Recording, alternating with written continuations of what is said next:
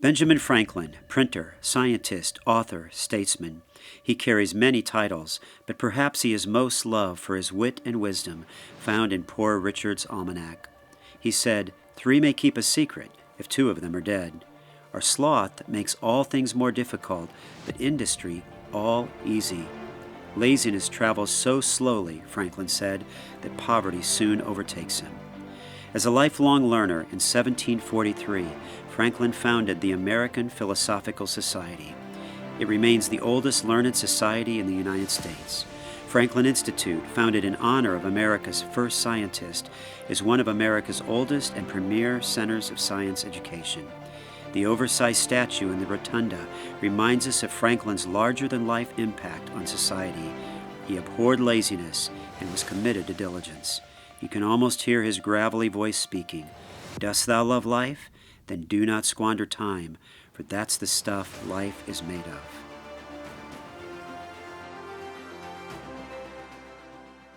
Well, sooner or later we had to talk about it regarding the issue of procrastination. We've talked about fear, we've talked about pride, but Benjamin Franklin introduces us to the idea of laziness, doesn't he? In fact, the Bible talks a lot about that too, speaking of the idea that we need to prepare. Listen to what the Bible says in Proverbs 6. Go to the ant, O sluggard, consider her ways and be wise.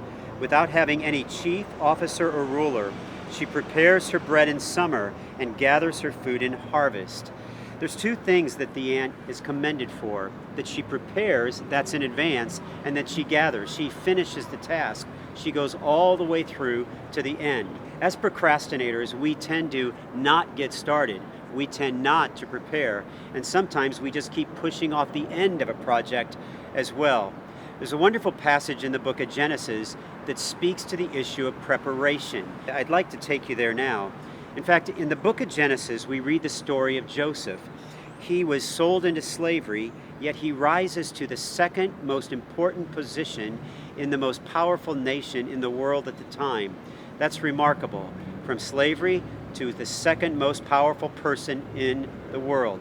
That's the story of Joseph. But he didn't really start with his strong work ethic, did he? He was a bit of a dreamer. In fact, his brothers who were working got upset because Dad pampered Joseph. So what you see is that Joseph develops a work ethic because he begins to understand the necessity of preparing. Now, after Joseph was in prison for a significant period of time, Pharaoh has a dream. In fact, he has 2 dreams. And of those 2 dreams, he can't find anybody to interpret them. Joseph comes forward, and Joseph teaches us what I'm going to call the 4 must that a procrastinator must do if he wants to get over procrastination. In fact, when you're reading the story, Joseph interprets the dream and adds this thought regarding Genesis 41:32. He says that the doubling of Pharaoh's dream means that the dreams were fixed by God, and God will shortly bring it about. That introduces us to the idea, the first must, that the procrastinator must remember that God is sovereign over time, but he himself is not. Often when we're procrastinating, we think we have control of time. We think we have control of tomorrow. And in our laziness, we push everything to tomorrow. But the procrastinator must learn that only God is sovereign over time. Only God fixes something in time. One of the reasons why Joseph believed in the sovereignty of God is that he had experienced it. Remember, he was sold into slavery. Not only was he sold into slavery, but he was falsely accused in Potiphar's home.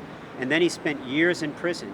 So he understood that when God fixed something in time, God sovereignly controlled the time, and Joseph was the recipient of that. The second lesson we learn, the second must that a procrastinator must know, is that he must see time as an opportunity to prepare for the future, not simply to indulge in today's pleasures. When there were 7 years of plenty, Joseph was the only one who prepared. The Egyptians could have prepared, but they did not. They spent their wealth in those years of plenty. Joseph saved their wealth in those years of plenty because he didn't just spend time on his pleasures, but he prepared for the future. Think about it for a moment. If just one Egyptian had saved during the years of plenty, they would have been prepared during the years of famine. but only Joseph did that. Here's the third lesson you learn. The procrastinator must develop a useful plan for whatever time remains. In fact, one of the things that exalted Joseph in the eyes of Pharaoh is that not only did he interpret the dream, but he had a useful plan. Listen to his plan in Genesis 41. Genesis 41:34. Joseph said to Pharaoh, "Let Pharaoh proceed to appoint overseers over the land, and take 1/5 of the produce of the land of Egypt during the 7 plentiful years, and let them gather all the food of these good years that are coming, and store up grain under the authority of Pharaoh for food in the cities, and let them keep it." Joseph had a plan. He considered the time that remained, and he didn't waste that time. He didn't spend that time on his pleasures, but he presented Pharaoh a plan. That's why we say the challenge for the procrastinator is that he will not prepare in advance the very thing that he needs to do. The fourth principle is this, the fourth must. The procrastinator must understand that there are unavoidable consequences if he doesn't prepare in advance. When you read the book of Genesis, particularly the end, you discover that because the Egyptians had not taken care of the wealth when they received it, they hadn't prepared, they faced unavoidable consequences. And there's 3 of them. First, they lost their money. Then the next year of famine, they didn't have any money, they lost their livestock. Pharaoh said through Joseph, "Listen, I'll give you the grain if you give me your livestock." And finally, with their money gone and their livestock gone, their livelihood gone, all that was left was their land.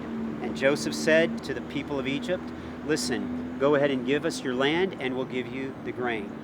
Anytime we procrastinate, we must know that there are unavoidable consequences, consequences we cannot change.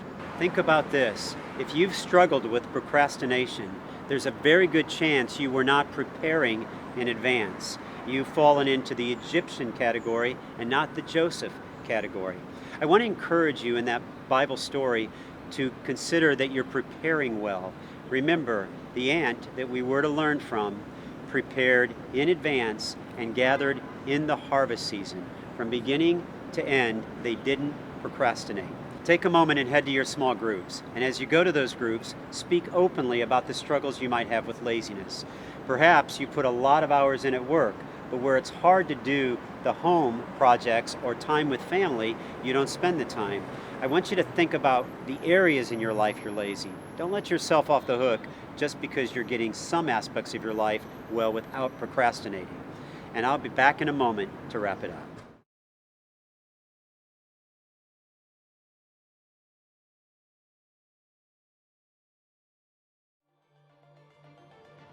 Welcome back from your small group time. I trust it was encouraging and helpful as you're growing in your relationship with the Lord. I want to encourage you this week to hold one another accountable regarding some of the things you may have talked about, some of the struggles with laziness. It's a habit, but we can break that habit and create new ones. In preparation for next week, I want you to read the "What Did Jesus Do" portion. We're going to learn from Jesus how he could have been challenged to procrastinate, but he didn't, because he trusted in his Father. I'll see you next week, and we'll meet Abigail Adams at Independence Hall.